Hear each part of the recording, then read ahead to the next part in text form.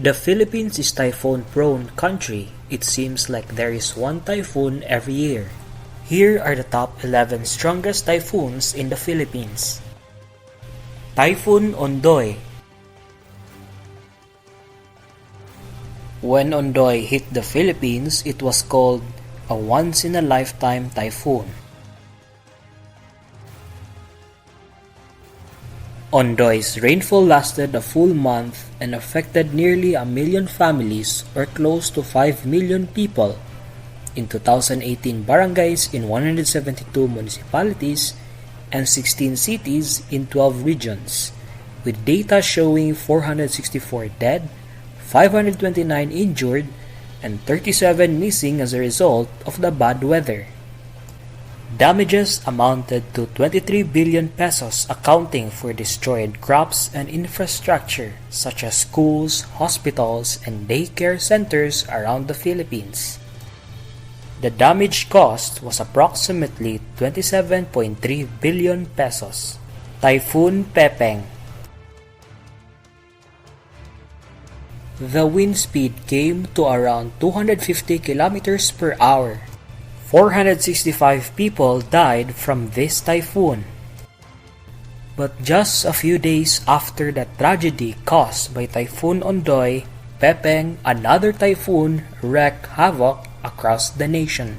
Pepeng increased the damage caused by Ondoy and had an impact on thousands of families in Pangasinan and the northern part of Luzon. Typhoon Pedring. Wind speed 215 kilometers per hour. Rainfall more than 350 millimeters.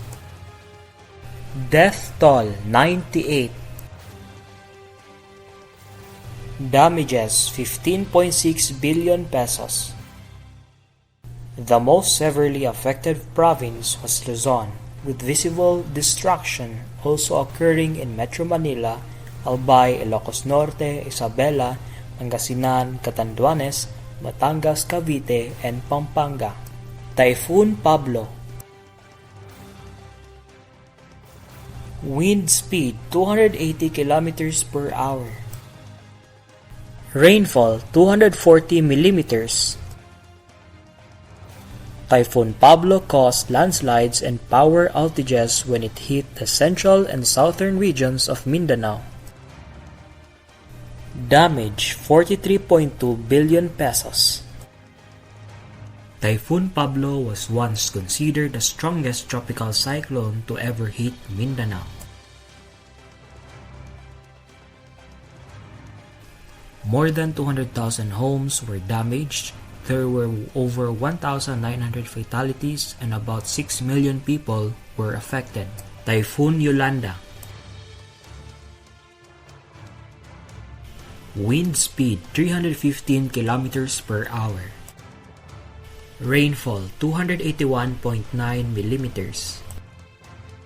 Typhoon Yolanda takes the top spot on this list of the top 11 strongest typhoons in the Philippines, with a death toll of approximately 6,300 people and damage totaling 95.5 billion pesos. Nobody will ever forget the 2013 disaster. The aerial photos of the destroyed towns will live on the minds of Filipinos for all time.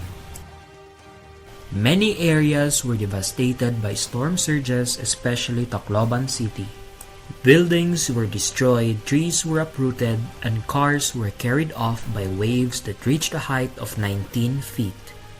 For weeks, there was no electricity in the affected areas. Typhoon Glenda. Glenda, which ranked 4th among the Philippines' deadliest 11 typhoons, wreaked havoc across the nation, especially in Luzon and some areas of Visayas. With 260 kilometers per hour winds and 200 millimeters of rain, this typhoon killed 225 people and damaged more than $38 billion worth of property. At least 90% of Metro Manila residents lost power as a result of downed lines and poles. Typhoon Lando. Wind speed 240 kilometers per hour. Rainfall more than 300 millimeters.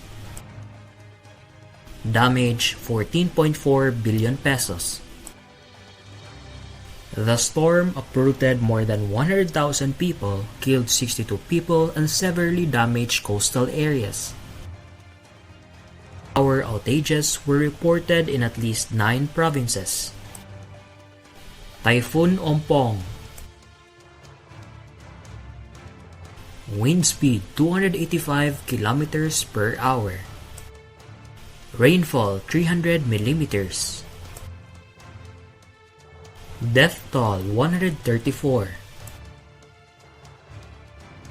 Damage 33.9 billion pesos. The northern Philippines were hit hard by Typhoon Ompong. Storm surges, landslides, and flash floods were all brought on by it. In the Cordillera Administrative Region and the National Capital Region, it caused more than 270,000 people to be displaced.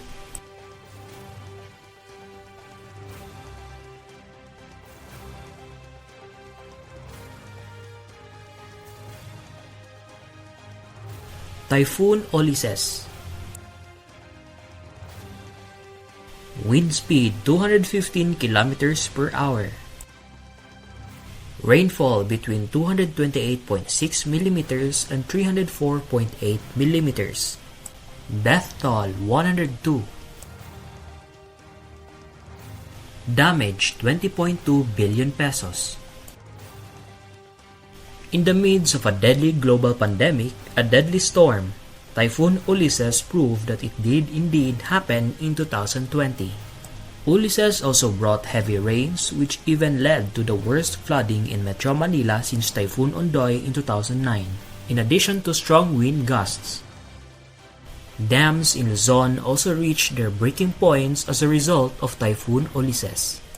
Authorities released water from the dam to prevent dam failure, but this caused extensive flooding in several provinces.